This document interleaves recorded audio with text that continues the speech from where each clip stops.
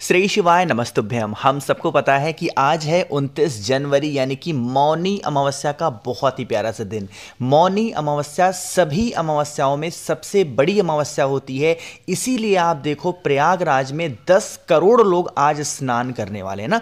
और खासकर ये दिन इसलिए होता है क्योंकि यह दिन हमारे पितरों को समर्पित होता है, इसीलिए रात में हम सभी लोगों को मौनी अमावस्या पे पितृ अमावस्या दीपक अपने घर पे जलाना चाहिए, जिससे पूरे साल जो हमारे पितृ होते हैं उनकी कृपा हमारे ऊपर और हमारे पूरे परिवार के ऊपर हमेशा बनी रहती है ना। बहुत ही स्पेशल तरीके से बहुत ही प्यार से आपको समझाऊंगा। वीडियो को पहले तो पूरा देखिएगा, तभी आपको पूरी बातें समझ में आने वाली, ठीक है ना। चलो, अब इस मौनी अमावस्या पे पितृ अमावस्या दीपक हमें लगाना है। कहां पे लगाना है, लेकिन सबसे पहले यह समझ लेते हैं कि दीपक के अंदर हमें डालना क्या है।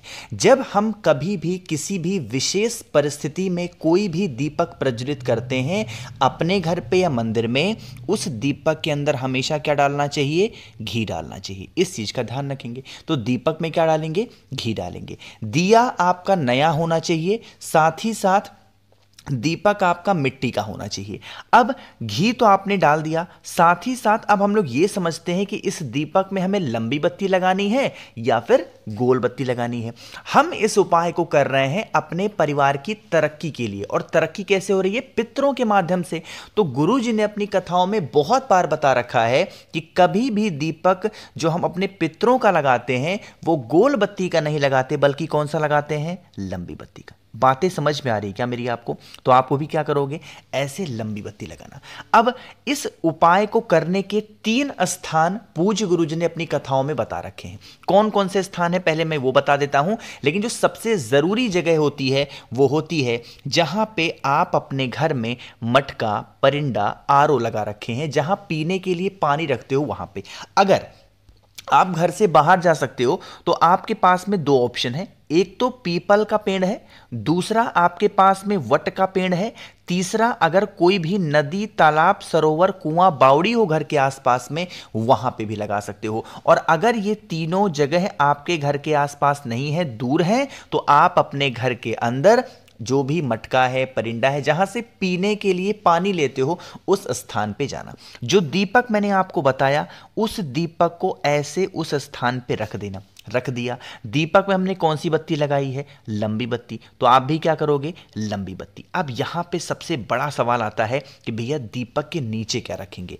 जब भी हमें अपने पितरों को प्रसन्न करना होता है, खुश करना होता है, तो दीपक के नीचे क्या रखा जाता है, काला तिल। तो आपको 1 चुटकी काला तिल रखना। अब देखो, ये जो लंबी बत्ती आपको दिखाई दे रही है, इस लंबी बत्ती का जो मुख होना चाहिए, इस बत्ती का जो फेस होना चाहिए, वो होना चाहिए साउथ डायरेक्शन, यानी दक्षिण दिशा। दक्षिण दिशा की तरफ इस बत्ती का मुख करके और आप इस दीपक को प्रज्वलित करेंगे। यहां पे मैं एक नाम लिखने जा रहा हूं, आप सभी लोग उस नाम को नोट कर लो, या चाहो तो स्क्रीनशॉट भी लेके रख सकते हो। वो नाम है अर्यमा। ये अर्यमा कौन है, पितरों के देवता। कौन है, इंद्रमा। जैसे देवताओं के राजा कौन है, इंद्र भगवान है ना। इस तरीके से जो पितरों के देवता है वो कौन है, अर्यमा है। इस चीज का ध्यान रखिएगा। अब आपको क्या करना है, इस दीपक को प्रज्वलित करेंगे, जलाएंगे अर्यमा के नाम से। जलाने के बाद में जो आपके परिवार की तकलीफें चल रही हो, प्रॉब्लम्स चल रही हो, उन समस्याओं का स्मरण करते हुए आपको 1 चुटकी काला तिल दीपक के अंदर भी डाल देना है। जो भी व्यक्ति अमावस्या तिथि पे रात में अपने घर पे इस दीपक को प्रज्वलित करता है, उनके घर में कभी पितृ दोष नहीं लगता और पितरों की कृपा उनके ऊपर और उनके पूरे परिवार के ऊपर हमेशा बनी रहती है, ठीक है ना। तो करिएगा जरूर। तो पहला उपाय आपको समझ में आ गया होगा। आगे बढ़ते हैं अब इस वीडियो के हम लोग अपने दूसरे उपाय की तरफ। और यह उपाय भी आप अपने पितरों को खुश कर सकते हो, जिससे आपके घर में किसी भी प्रकार का कोई रोगी ना हो, कोई बीमार ना पड़े और आपकी पूरी फैमिली निरोगी और स्वस्थ रहे। इसके लिए क्या करना है, देखो यहां पे आपको काला तिल दिख रहा है, दिख रहा है। क्या करना है, गिनती नहीं करनी है, एक चुटकी काला तिल लीजिएगा, बस, ज्यादा नहीं, मात्र एक चुटकी काला तिल लेंगे। मौनी अमावस्या का दिन है, करोड़ों भक्त गंगा जी में स्नान कर रहे हैं, यमुना जी में स्नान कर रहे हैं, संगम में स्नान कर रहे हैं, नहीं जा पा रहे हो, नहीं कुछ कर पा रहे हो, एक चुटकी काला तिल लेना और साथ ही साथ आप गंगा जल भी ले लेना, ठीक है ना। मुझे पूरी उम्मीद है कि आप सभी के घरों में गंगा जल जरूर होगा, तो ज्यादा नहीं, फिर भी थोड़ा सा गंगा जल लीजिएगा। एक छोटी सी कटोरी ले लो, इस कटोरी के अंदर जल भरो, जल के अंदर गंगा जल डालो और जो एक चुटकी काला तिल मैंने बताया उसको डाल देना, ठीक है ना।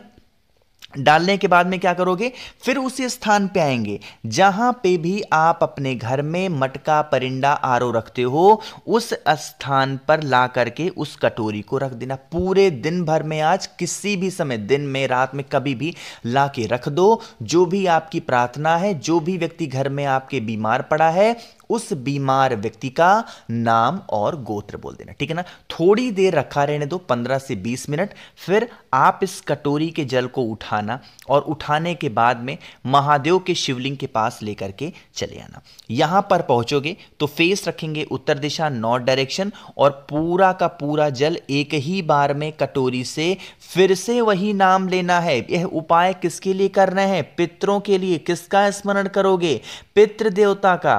तो अर्यमा का ध्यान करके आप सभी लोगों को, कुछ लोग अर्यमा बोलते हैं, कुछ लोग अर्यमन भी बोलते हैं, आपको जो भी बोलना है बोल सकते हो, स्मरण करके और फिर आप उस कटोरी का जल समर्पित करेंगे। जो भी व्यक्ति कर लेता है, कभी भी उनके घर में रोग बीमारी प्रवेश नहीं करती है, परिवार तो उनका सुखी और निरोगी रहता है, ठीक है ना। तो आज करिएगा अपने घर पे। 2 उपाय की हमने बात कर ली है, आगे बढ़ते हैं इस वीडियो के हम लोग अपने तीसरे उपाय की तरफ, और यह उपाय का नाम है क्षमा याचना। क्या नाम है इस उपाय का, क्षमा याचना। लेकिन क्या फायदे हैं, सब कुछ बात करेंगे।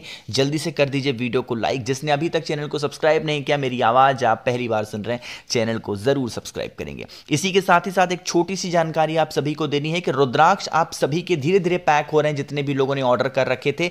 देखो 2500 से ऊपर के ऑर्डर हैं, तो मैं अकेली जान में सब कुछ अपना अकेले ही करता हूं। वीडियो बनाना, एडिट करना, अपलोड करना, पैकिंग करना, ऑर्डर लेना, ऑर्डर लिखना, नोट करना ना, तो सारे काम मुझे खुद करने पड़ते हैं। इसलिए आपके ऑर्डर पहुंचने में थोड़ा सा टाइम लग रहा है, 2 से 3 दिन, तो थोड़ा मैनेज करिएगा, ठीक है ना। देखो अब इस उपाय की बात करते हैं। यह उपाय क्षमा याचना है। जैसे मान लो कि आप भी इंसान ही हो, हर इंसान है, तो क्या इंसानों से क्या होती है कि गलतियां जानबूझ के नहीं होती हैं, ऐसे अनजाने में हो जाती है, और अनजाने में भी हुई इस गलती से जो हमारे